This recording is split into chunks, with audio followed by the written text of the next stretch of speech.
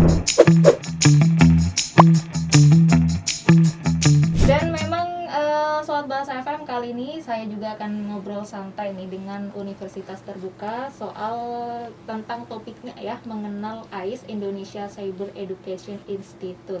Jadi memang nih Sobat Bahasa FM, kalau ngomongin AIS Indonesia Cyber Education ini memang sebanyak 12 universitas ya, baik PTN maupun juga PTS sudah mendukung program Kampus Merdeka Belajar gitu, yang memang langsung digagas oleh Kemdikbud lewat AIS Indonesia Cyber Education Institute. Jadi ini merupakan seperti marketplace gitu ya, ataupun juga loka pasar pembelajaran daring Indonesia yang isinya tuh ada galeri mata kuliah daring gitu. Jadi cocok banget buat mahasiswa gitu, apalagi di pandemi sekarang kayak gini ya, agak susah gitu mau tatap muka.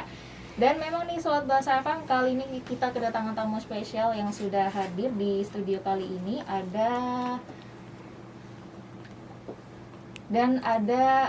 Profesor Dr. Muhammad Imam Farisi, MPD, selaku Direktur UT Jember. Halo, Assalamualaikum Pak. Waalaikumsalam warahmatullahi wabarakatuh. Selamat pagi Mbak Bila.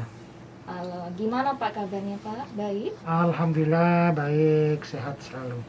Oke, terima kasih untuk Bapak Imam ya, Yeah. Imam Farisi. Dan juga kali ini nih Sobat Bahasa, saya juga ada narasumber kedua, yaitu ada Mas Dio ya, bisa yang dipanggil Dio. Mas Dio Catur Prasetyo Hadi SS, selaku Front Desk UT Jember. Halo, Assalamualaikum Mas. Halo, waalaikumsalam Mbak Bila. Apa Selamat kabar? pagi. Selamat pagi juga Mas Dio. Apa kabar Mas Dio? Sangat baik sekali tentunya hari ini. Oke, terima kasih. Nah, jadi ngomong-ngomong nih Sobat Bahasa FM, lagi pada bingung ya, AIS Institute apa gitu ya. Kadang mahasiswa, kadang juga bingung gitu ya, Prof. Iya, Jadi iya. langsung aja nih Prof, biar nggak bingung, ataupun juga Sobat Bahasa nih ya, buat yang mau bergabung bisa langsung aja di jalur SMS-nya di 081130 19931 dan juga di jalur WhatsApp-nya di 0811359931. Jadi ngomongin AIS Institute nih Prof, jadi memang AIS Institute ini kayak seperti itu ya, marketplace ataupun juga loka pasar pembelajaran daring. Jadi terbentuk latar belakangnya itu dibangun AIS Institute itu seperti apa Prof? Ya, terima kasih Mbak Bila dan Sobat Bahasa ya, Radio FM dimanapun Anda berada. Selamat pagi, salam sejahtera bagi kita semua. Mudah-mudahan di era COVID yang sampai pagi ini ternyata diperpanjang lagi ya Mbak ya. Kita Iya. tetap diberikan kekuatan, ketabahan, kesabaran di dalam menjalani kehidupan yang mungkin pada sebagian masyarakat kita sulit gitu ya. Nah, di tengah kesulitan ini ada sebuah tawaran baik dari Kementerian Pendidikan, Kebudayaan, Riset dan Teknologi yang tadi sudah Mbak Bila sampaikan, yaitu ICE Institute. ICE. Oke. Jadi kalau selama ini masyarakat publik hanya mengenal marketplace atau loka pasar online barang dan jasa seperti, maaf saya sebut ya, Iya, nggak apa-apa, Shopee, Bukalapak, Iya. Gojek, ya gitu ya, Oke. yang sekarang sudah menjadi apa itu, gabungan antara Gojek dengan Grab, dengan apa itu, maupun yang guru pintar, sama saja sebetulnya, itu Bukalapak semua. Nah, untuk perguruan tinggi, Kementerian Pendidikan, Kebudayaan dan Riset Pendidikan Tinggi itu bekerja sama dengan 14, jadi bukan 12 Mbak ya, 14 perguruan tinggi negeri dan swasta di Indonesia bergabung dalam sebuah konsorsium lah, katakanlah seperti itu, membangun sebuah portal, membangun sebuah lapak online yang dikenal dengan ICE Institute. Selama ini saya sering menyebut dengan istilah CyberU. Ya, Gitu. jadi CyberU, kalau agak sulit istilah ICE Institute ya, Indonesia Cyber Education Institute. Nah, yang gampang itu CyberU gitu ya, Cyber University gitu ya. Ini bukan sebuah perguruan tinggi, Mbak. Jadi sekali lagi, ini bukan sebuah perguruan tinggi cyber. Walaupun di belakang ada istilah institut, bukan. Ini adalah sebuah marketplace, gitu ya, loka pasar online yang menawarkan bukan barang, bukan jasa, tetapi mata kuliah. Mata kuliah yang yang biasa dipelajari, ditekuni oleh para mahasiswa di Indonesia. Jadi di situ ada 14 perguruan tinggi. Ada universitas terbuka. Waduh, termasuk Nah, ya Pak? termasuk ya, karena universitas itu universitas terbuka lah yang menghandle memandegani ICE Institute ini. Oke. Ya, ada Universitas Indonesia, UI. ada Institut Pertanian Bogor IPB, ada Universitas Pelita Harapan UPH, ada Universitas Praditya, ada Universitas Indonesia Atmajaya, ada UGM. UGM. Iya, bergabung mereka di sana. Ada Universitas Negeri Jakarta, ada Universitas Negeri 11 Maret, UNS Solo, ada ITS Surabaya, ada Telkom University, ada Universitas Binus. Ada 14 perguruan tinggi yang bergabung membangun konsorsium dan mereka menyediakan mata kuliah yang qualified untuk ditawarkan kepada publik. Publik itu bukan hanya mahasiswa, masyarakat awam pun seperti Mbak Bila Oke. atau siapapun para wira swastawan yang ingin mendapatkan pengetahuan kompetensi tentang disiplin mata kuliah tertentu, keilmuan tertentu ada di ICE ini. Oh, jadi lengkap gitu. Lengkap. Jadi kalau tidak salah itu ada 165 untuk tahap awal ini, Mbak. Karena kan baru sebetulnya pengembangan ICE itu sudah dilakukan sejak tahun 2019, tetapi baru siap di launching, ditawarkan kepada publik beberapa minggu yang lalu. Minggu yang lalu baru dibuka ICE oleh menteri lah, oleh dirjen. Jadi dibuka ICE. Nah, sejak itulah kemudian maka ini akan menjadi loka pasar mata kuliah daring yang paling besar yang pertama kali ada di Indonesia. Kalau di luar negeri sudah ada, Pak. Seperti mungkin kita mengenal dengan namanya MIT courses. Gitu. Ya, jadi MIT itu kan menawarkan begitu banyak mata kuliah. Silakan dari siapapun yang mau mendalami topik-topik tertentu, tema-tema tertentu yang belum mereka dapatkan dari bangku kuliah, silakan ngambil di situ. Begitu. Nah, jadi semacam MIT-nya Amerika. Kita punya yang namanya ICE Institute atau CyberU. Itu kira-kira seperti itu. Agak susah namanya, Pak. Ya CyberU gitu ya, CyberU. Oke.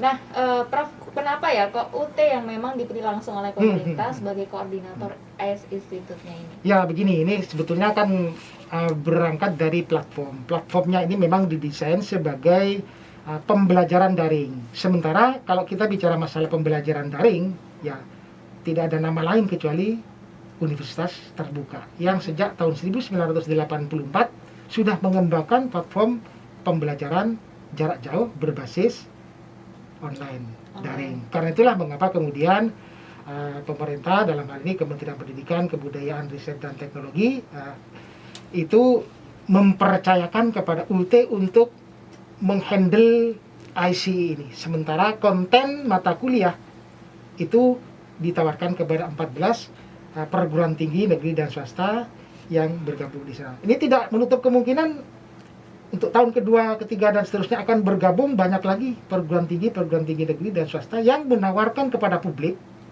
mata kuliah andalan mereka. Nah, Prof, di sisi lain ini seperti mahasiswa, kalaupun mahasiswa UT gitu, Prof. Jadi memang mereka itu kalau untuk pendaftaran ICE sendiri itu bagaimana, Prof? Ya, khusus mahasiswa UT itu tidak leluasa mahasiswa. Jadi perguruan tinggi dalam hal ini dikoordinasikan oleh kantor Warek 1 mendaftar siapa saja mahasiswa yang dianggap layak untuk mengikuti program ICE ini. Jadi tidak setiap mahasiswa, untuk UT lah ya. Jadi untuk UT, jadi kami dari setiap fakultas itu mengidentifikasi sekian orang yang dianggap layak untuk mengambil mata kuliah A, B, C di ICE. Terutama mereka yang memiliki indeks prestasi minimal di situ ada 2,75. Jadi seperti Jember misalnya, Mbak ya. Nah, ini menarik. Jadi Jember, mahasiswa UT Jember, mahasiswa bidik misi itu kami mendapatkan 3 orang mahasiswa jatah untuk mengambil mata kuliah di ICE. Tetapi bukan mata kuliah yang ditawarkan oleh 14 perguruan tinggi negeri. Tetapi justru ini mata kuliah yang ditawarkan oleh edX, sebuah marketplace juga yang ada di luar negeri. Jadi ya, jadi kita bekerja sama juga dengan pengusaha, ya anggaplah pengusaha gitu ya, pengelola mata kuliah online yang berada di luar negeri. Oh, 8X, ada 3 mahasiswa kami yang diberi peluang untuk mengikuti program mata kuliah daring yang berbasis di luar negeri. Tetapi hanya 1 orang yang bersedia untuk mengikuti itu. Jadi ada persyaratannya, Mbak. Tidak setiap mahasiswa UT karena masuk dalam konsorsium itu kemudian bisa mengambil ICE. Tidak. Jadi kami memilah mana mahasiswa yang bisa mengikuti, mana mahasiswa yang tidak bisa. Dan mata kuliahnya pun sudah ditentukan. jadi setiap mahasiswa itu emang udah ditentuin dari Iya. ICE sendiri gitu? Dari UT yang memilih. Dari UT. Jadi setiap perguruan tinggi ICE itu hanya terima jadi, Mbak. Terima jadi. Ya, jadi dari UT katakanlah dapat kuota 150 orang. Silakan 150 orang didistribusikan kepada siapapun mahasiswa UT yang diberi kesempatan untuk mengambil mata kuliah. Mata kuliahnya apa saja, silakan ditentukan juga. Itu memang sesuai dengan passionnya mahasiswanya sendiri apa emang bagaimana, Prof? Disesuaikan dengan dengan program studinya, dengan program studi mahasiswa yang bersangkutan, dan berdasarkan indeks prestasi kumulatif sementara, IPS ya, indeks prestasi kumulatif sementara yang mereka capai. Kalau semester 4 nih, Prof, kan udah hampir-hampir lulus gitu ya. Nah, pengen ngikutin ICE itu. Jadi semisal jurusan manajemen gitu ya. Jadi di ICE itu mereka nggak sesuai passionnya. Kadang mahasiswa itu nggak sesuai passionnya gitu, Prof, di mata kuliah manajemen Iya. itu. Jadi pengen kayak milih di ICE Institute aja gitu. Mungkin ada yang kayak baru-baru gitu. Jadi emang dibolehin apa emang sesuai dengan jurusannya gitu? Ya, begini, Mbak. Jadi untuk pengambil mata kuliah di ICE, ini sebetulnya kan dalam bingkai gitu ya, dalam bingkai apa yang kita kenal dengan istilah Merdeka Belajar, Kampus Merdeka, MBKM. Nah, berdasarkan ketentuannya, mahasiswa yang boleh mengambil mata kuliah MBKM itu adalah mereka yang sudah menyelesaikan paling tidak 4 semester. Jadi yang bisa mengambil mata kuliah ini ICE pun itu semester 5, semester 6, semester 7. Oh, jadi hampir-hampir lulus itu? Iya, karena memang ketentuannya oleh kementerian itu dibatasi. Jadi hanya 3 semester mereka mengambil mata kuliah MKBM. Di luar kampus boleh, di luar program studi boleh, di dalam program studi boleh. Bahkan tidak di kampus pun boleh. Misalnya kemudian dia magang, dia praktikum di sebuah perusahaan dan segala macam bisa. Tetapi hanya pada semester 5, 6, dan 7. Sebab semester 1 sampai 4 itu adalah penuh mata kuliah dari program studi untuk kepentingan kompetensi keahlian bidang ilmu masing-masing. Itu ya. 5, 6, 7 silakan mengambil semacam untuk keperluan perluasan wawasan mereka. Gitu. Jadi Prof, untuk seumpama kayak pendaftaran gitu, emang di ICE ini memang ditanggung gratis dari universitas sendiri, apa emang mahasiswanya yang bayar sendiri nih, Prof? Ya, jadi untuk ICE ini ada 2 jalur. Yang sekarang ini untuk tahun pertama itu ICE menyediakan beasiswa. Beasiswa. Jadi ICE menyediakan beasiswa, tetapi mahasiswa tetap harus melakukan proses registrasi. Jadi tetap termasuk mata kuliah yang ditawarkan untuk diambil di ICE. Ini gratis untuk sementara loh, termasuk apalagi yang 14 perguruan tinggi yang masuk dalam konsorsium. Tetapi nanti untuk tahun kedua dan seterusnya ya berbayar. Karena kan prinsip dasar itu kan berbayar. Beasiswa pun sebetulnya kan berbayar juga. Iya. Hanya untuk mendorong minat, motivasi dari perguruan tinggi dan mahasiswa mengambil mata kuliah ini, maka memberikan insentif dalam bentuk beasiswa. Dan ini bagus. Program ini bagus. Dan baru pertama kali ada di Indonesia dalam skala yang begitu masif seperti ini. Nah, Prof, kalau kita lihat ya di lamannya ICE UT, nah memang di situ ada penawaran penempuh mata kuliah ya dari perguruan tinggi. Memang dirancang seperti toko online gitu ya. Jadi mahasiswa lebih gampangnya memilih ya. Nah, konsepnya mengapa begitu, Prof? Ya, ini kan begini. Mengapa mahasiswa diberi peluang untuk memilih ini? Karena prinsip dari MBKM itu adalah memberikan keleluasaan, kebebasan, otonomi kepada mahasiswa selain perguruan tinggi dan dosen untuk memilih mengambil mata kuliah atau bidang kegiatan yang dianggap bisa meningkatkan kompetensi diri selain atau di luar kompetensi dasar yang harus dimiliki sebagai seorang mahasiswa pada program studi tertentu. Jadi prinsipnya gitu. Jadi saya misalnya seorang pendidikan, tapi kan boleh dong saya ingin mengembangkan pengetahuan, ingin mendapatkan keterampilan di bidang marketing misalnya, boleh-boleh saja. Tetapi setelah menyelesaikan 4 semester itu. Untuk pasca sarjana sendiri emang dibolehin? Belum. Untuk pasca ini untuk program sarjana. Oke. Untuk sementara program sarjana. Mudah-mudahan kedepannya nanti dikembangkan untuk program pasca sarjana hingga pada tingkat doktoral. Insya Allah mudah-mudahan kalau ini sukses dan animo dari masyarakat, termasuk dari masyarakat pendidikan tinggi sangat baik, insya Allah tidak menutup kemungkinan untuk dikembangkan ke jenjang pendidikan S2 dan S3. Oke. Nah ini Prof, memang efektivitasnya AIS Institute ini memang dalam mendukung program kampus Merdeka Belajar itu seperti apa? Sejauh mana gitu Prof? Yang karena begini ya, terus terang saja kita memiliki banyak sekali perguruan tinggi Mbak. Kalau nggak salah sampai 3.000-an perguruan tinggi ya. Tetapi yang betul-betul gitu ya, yang betul-betul firm gitu ya, mengelola mahasiswanya dengan baik sesuai dengan standar yang ditentukan oleh kementerian, oleh BAN PT itu kan ya kita semuanya sudah tahu. Nah, dalam situasi seperti ini maka tujuan pertama dalam rangka ini jadi agar yang bisa mencapai atau menyediakan pembelajaran, konten, praktik pembelajaran yang berkualitas itu tidak hanya perguruan tinggi atau perguruan tinggi swasta yang memiliki modal yang kuat, tetapi perguruan tinggi yang lain pun kita berharap dengan program IC itu maju bersama gitu, tidak kalah kualitasnya dengan perguruan tinggi negeri maupun perguruan tinggi swasta yang memang kuat gitu. Ini motivasi utama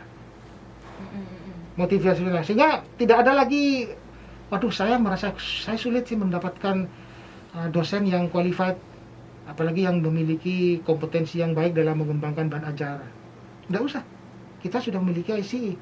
Saya perlu mata kuliah A, sumber daya yang kami miliki tidak cukup atau terbatas, dan kalaupun dipaksakan hasilnya tidak baik. Tetapi ada perguruan tinggi yang menawarkan mata kuliah itu, silakan ambil saja. Dosennya adalah dosen dari perguruan tinggi itu. Jadi kalau saya memilih mata kuliah A dari IPB, maka dosennya pun adalah dosen dari IPB. Sehingga dengan demikian akan terjadi proses yang namanya cross fertilasi. Ya, sehingga dengan demikian semua perguruan tinggi itu kita berharap bisa maju bersama dan tidak ada lagi perguruan tinggi yang merasa kesulitan untuk mengatasi ketersediaan sumber daya. Itu sebetulnya yang menjadi tujuan dan misi utama dari mengapa pemerintah kita dalam hal ini Kementerian Pendidikan, Kebudayaan, Riset dan Teknologi membangun marketplace ICE Institute ini. Oke, soal bahasa seperti itu ya, tentang ICE. Jadi lebih mudah, nyaman begitu betul, ya. Betul. Dan juga lebih gampangnya ke mahasiswa gitu ya, Prof. Oke. Nah, masih di menit 32 lepas dari jam 10 pagi nih soal bahasa. Buat Anda yang mau bergabung bisa langsung aja di jalur SMS-nya di 0811301991 dan juga di jalur WhatsApp-nya di 0811359931. So, kita break dulu ya Prof, bentar ya. Bila lanjutkan lagi setelah jeda lagu yang satu ini, tetap di obrolan santai bareng Fania Bila dan juga Universitas Terbuka.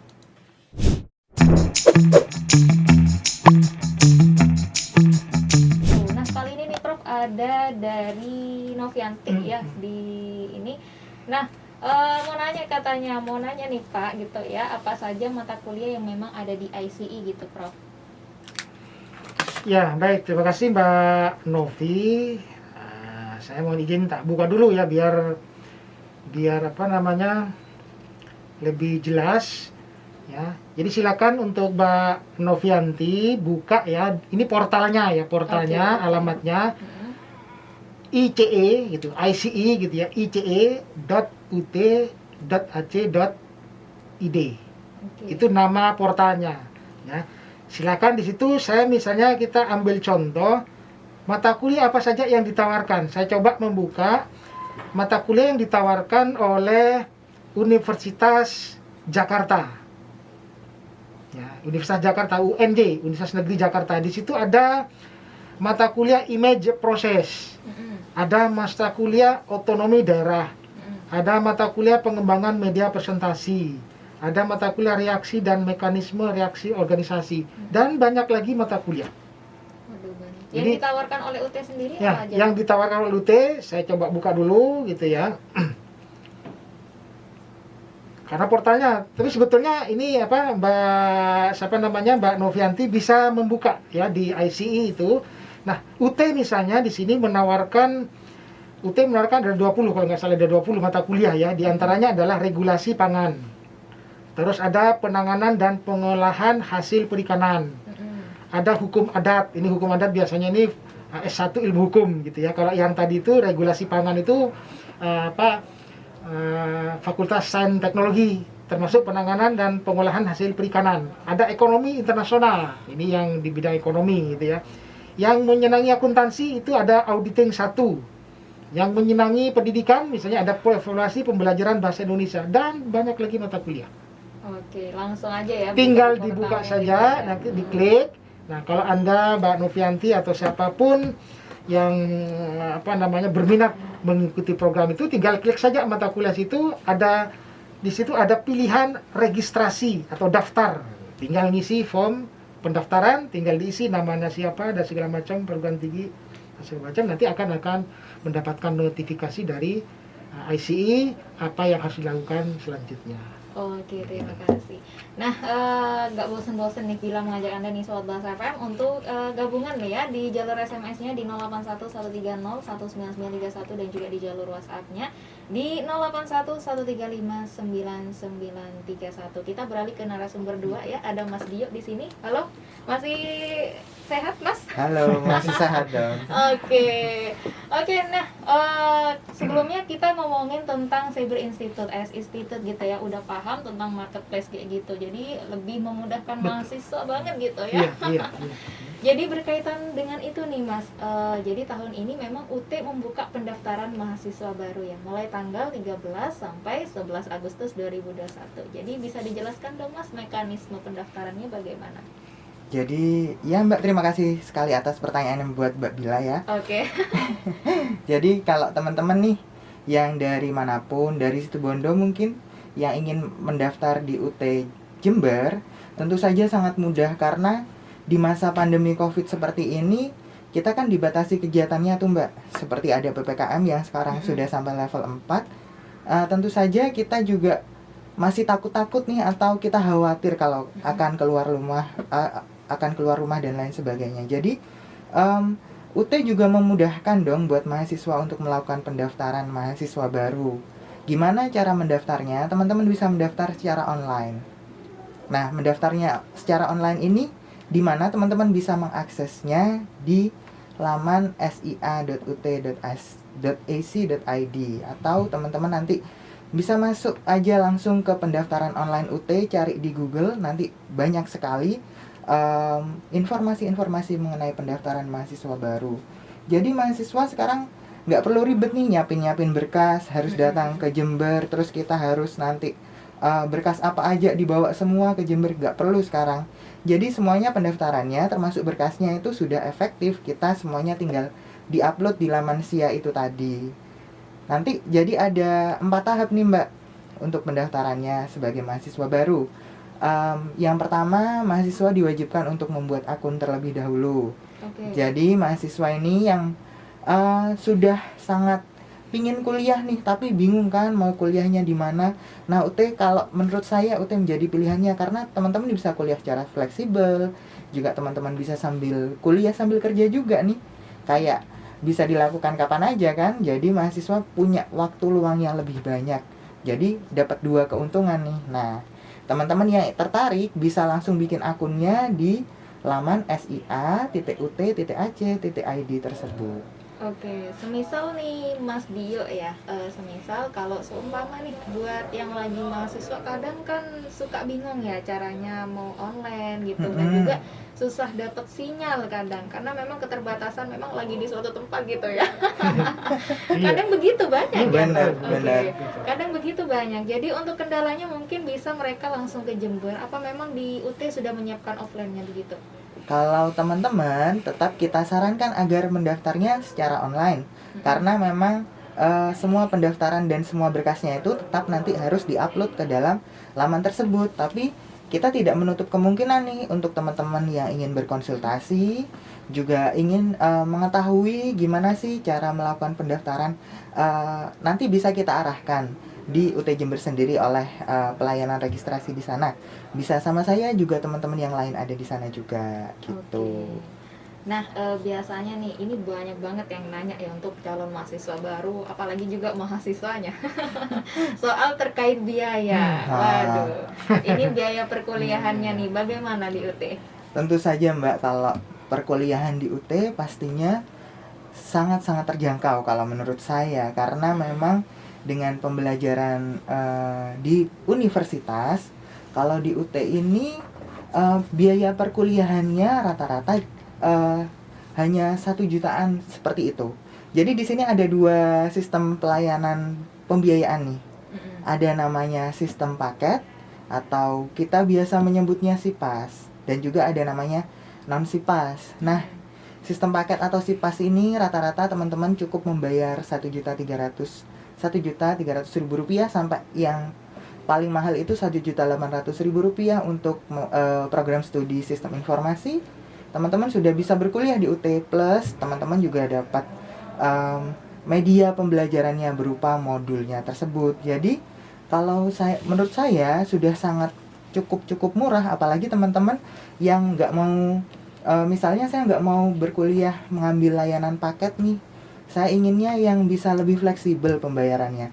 Teman-teman bisa memilih yang pelayanan pembayaran yang non SIPAS atau pelayanan pendidikan yang non SIPAS, di mana teman-teman bisa mengatur sendiri mulai dari pembayarannya termasuk pembelajarannya. Jadi kalau yang non SIPAS ini misalnya teman-teman nggak mau ngambil mata kuliah yang banyak karena sudah punya kesibukan kerja yang cukup padat juga, bisa hanya mengambil sedikit mata kuliah dan tentu saja pembayarannya disesuaikan dengan jumlah mata kuliah yang ditempuh. Jadi semakin banyak otomatis akan semakin tinggi juga, tapi tidak terlalu tinggi juga kok pembayarannya. Dan semakin sedikit mata kuliah yang diambil juga pastinya semakin murah Mbak, seperti itu. Nah, untuk pendaftarannya nih Mas Dio, emang itu udah pembayarannya mulai pendaftarannya sendiri emang udah ada biaya gitu? Kalau pendaftarannya cukup membayar 100.000 aja, kita nggak ada uang tambahan yang lain-lain. Sudah 100.000 sama uang SPP yang tadi sudah saya sebutkan, itu teman-teman sudah mendapatkan fasilitas pelayanan pendidikan jarak jauh secara online dan juga mendapatkan media pembelajaran itu tadi. Nah, biasanya nih orang tua nih kadang mengeluh juga ya, karena memang ada uang gedung. Memang di UT itu ada uang gedung gitu Mas? Nah, itu dia. Kalau di UT tidak ada uang gedung, sudah cukup yang pembayaran itu tadi jadi sangat-sangat terjangkau. Tapi pendidikannya juga pasti pendidikan yang sangat oke dong, gitu. Oke. Nah, untuk akreditasinya nih di UT, jadi apa nih Mas? Kalau akreditasi di UT nih ya, jadi mungkin teman-teman masih ragu nih, kalau kuliahnya online berarti akreditasinya apa bagus juga atau enggak. Sebenarnya kalau teman-teman cek nih di websitenya UT sendiri, di sana sudah tersedia Mbak macam-macam akreditasi yang ada di UT. Rata-rata akreditasi di UT sudah A dan B.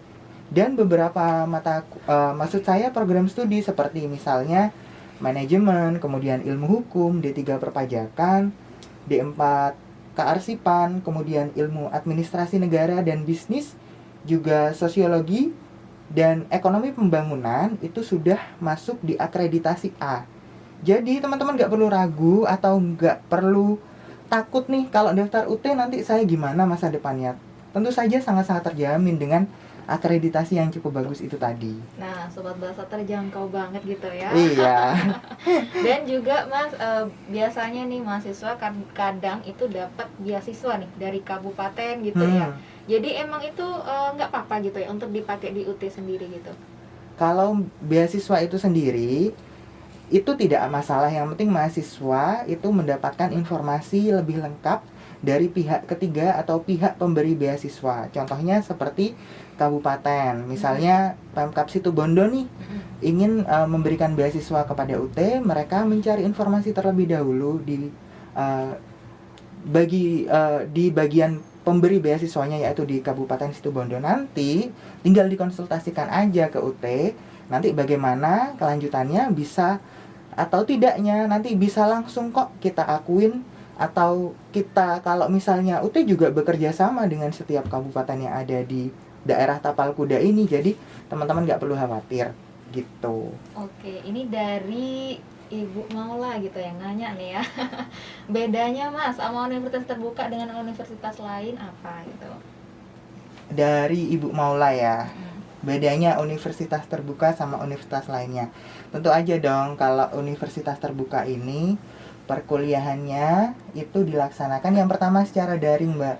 Jadi kita di UT ini memang modus perkuliahan yang paling utama itu perkuliahan secara online atau pembelajaran jarak jauh. Jadi mahasiswa itu nggak perlu harus masuk kelas. Jadi istilahnya harus ngekos gitu. Misalnya ada di Jember nih universitasnya, mahasiswa nggak perlu ngekos atau nggak perlu kita datang ke Jember. Itu mengurangi biaya-biaya seperti biaya hidup yang itu cukup memakan banyak biaya kan. Terus udah gitu juga kuliahnya juga fleksibel. Jadi kalau misalnya kita ikut kelas, pastinya kan kita harus datang ke kelas tersebut dan dituntut untuk selalu hadir. Sedangkan kalau di UT kita bisa kuliahnya kapan aja, entah mau malam, entah mau siang, entah waktu-waktu yang teman-teman atau misalnya Ibu Ula waktu kosongnya bisa dilakukan untuk sambil bekerja, karena banyak sekali profesi mahasiswa UT itu yang sambil bekerja. Contohnya seperti ada yang sebagai pramugari, ada yang bekerja di bank, ada yang sebagai guru, dan masih banyak sekali, Mbak, gitu. Jadi rekomendasi nih Mas, rekomendasi bagi profesi apa aja ya yang bisa kuliah di UT? Kalau menurut saya semua profesi bisa kuliah di UT. Misalnya mau fokus pada perbankan misalnya atau keuangan, teman-teman bisa memilih fakultas ekonomi yang di sana ada manajemen, akuntansi, ekonomi pembangunan, dan lain sebagainya. Teman-teman yang ingin menjadi guru misalnya, teman-teman juga bisa memilih di program FKIP, Fakultas Keguruan dan Ilmu Pendidikan, yang di sana nanti kurikulum kita sudah diarahkan sesuai dengan pembelajaran yang ada di sekolah juga tentunya. Atau teman-teman yang ingin profesi lain misalnya di bagian administrasi ataupun ilmu hukum dan lain sebagainya, itu kita bisa semua kok kita jangkau. Karena kalau dulu UT itu biasanya dibilang hanya untuk guru nih, Mbak. Kalau sekarang UT itu bisa buat siapa aja gitu. Nah, ini pertanyaan terakhir nih Mas Dio. Nah, apa pesan yang ingin disampaikan untuk calon mahasiswa baru ataupun juga masyarakat nih yang pengen kuliah di UT gitu? Kalau menurut saya nih, Mbak, pesan-pesannya teman-teman nih jangan ragu lagi buat mengambil keputusan untuk berkuliah. Nah, inilah kesempatan buat seluruh masyarakat dimanapun berada. Inilah kesempatan teman-teman untuk mengembangkan pendidikan dan mengembangkan karirnya di UT.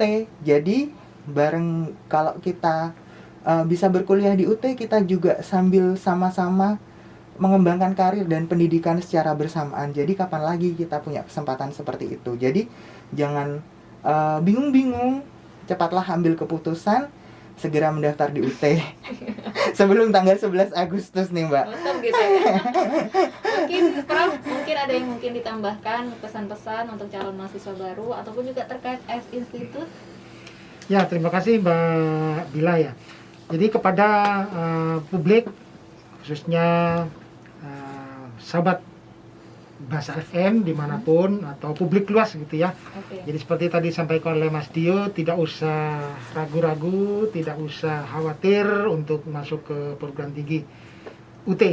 Karena UT dan perguruan tinggi yang lain itu pada prinsipnya adalah sama. Apalagi UT itu adalah perguruan tinggi negeri Mm-mm. ke-45. Oke. Itu sudah menjadi jaminan yang tidak perlu diragukan lagi gitu ya. Akreditasinya B, kita institusinya akreditasi B. Nah, yang membedakan adalah dalam sistem pembelajarannya saja, fleksibilitas seperti yang tadi disampaikan oleh Mas Dio ya. Jadi silakan kepada seluruh masyarakat dimanapun Anda berada, khususnya masyarakat Situbondo, untuk jangan ragu-ragu untuk masuk bergabung bersama kami di Universitas Terbuka Jember. Jember. Nah, untuk ICE silakan kepada masyarakat siapapun, apapun profesinya, apakah Anda sebagai seorang pejabat, apakah Anda seorang wirausahawan, sebagai pelajar, sebagai mahasiswa, atau masyarakat luas yang ingin mendapatkan keilmuan tertentu, silakan bergabung bersama ICE Institute atau Indonesia Cyber Education Institute di portal ice.ut.ac.id. Silahkan Anda memilih mata kuliah apapun yang ditawarkan oleh perguruan tinggi terkemuka di Indonesia yang cocok sesuai dengan passion yang Anda ingin capai. Terbuka untuk umum dan perkuliahannya juga secara online, bisa di mana saja, bisa kapan saja. Oke. Begitu. Masih di menit 54 lepas dari jam 10 pagi. Nah, kita udah usai nih Sobat Bahasa FM, 1 jam berlalu sudah ya, ngomongin ICE dan juga ngomongin BPDB sama Mas siapa? Dio.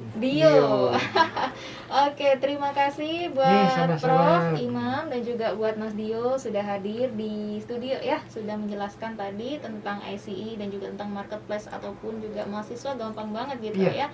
Dan nggak terasa nih Sobat Bahasa FM, masih di menit 55 lepas dari jam 10 pagi, nggak terasa Fania Bila pamit dari ruang dengar Anda. Terima kasih sekali lagi buat Mas Dio dan juga Sama-sama, Profesor. terima kasih. Oke, terima kasih. Wassalamualaikum warahmatullahi wabarakatuh. Waalaikumsalam. Waalaikumsalam warahmatullahi wabarakatuh.